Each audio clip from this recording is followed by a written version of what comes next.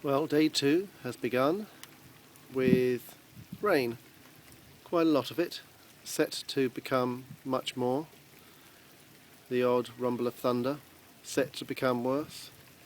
And I'm currently in the observatory building, which is nice and cosy, sitting here on the seawall. It's very warm and there's not a lot of wind. All you can hear the seabirds and the sound of the raindrops, really. It's all rather lovely.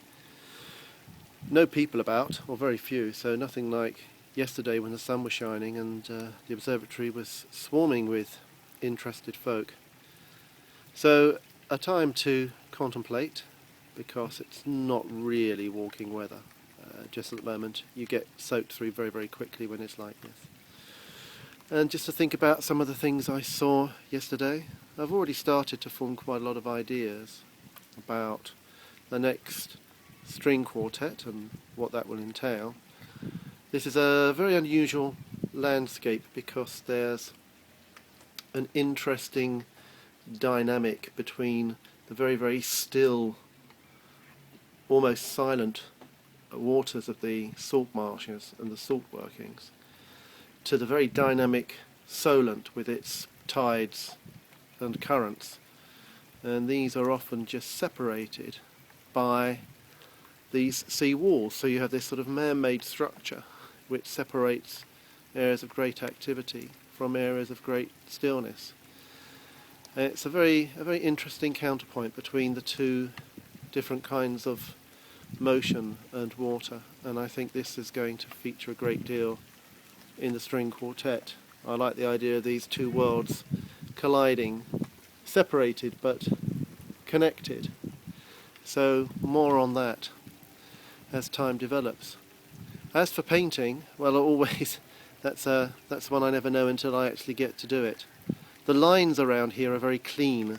The landscape is generally quite flat, but within the salt marshes there's a lot of detail, all sorts of different areas of watery, grassy islands, small bodies of water, larger bodies of water. The water's very clear, it's full of all sorts of plants and creatures, so there's a lot in that. And then you've got the Solent, which is, as I say, busily sort of chugging away.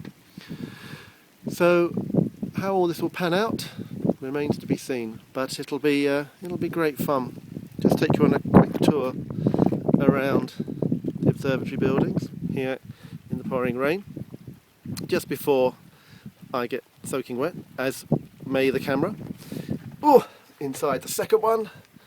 This has been great because people have been using this as a little bit of a shelter from the rain, although as you can see the stools and seats are a little wet, but because the whole thing can angle round, it's out of the breeze and is nicely placed if you've been walking along the exposed sea wall to have a little bit of a shelter. The other building, which is the artist's cosy, is here, and that's pretty much on the edge of this wonderful location overlooking the sea.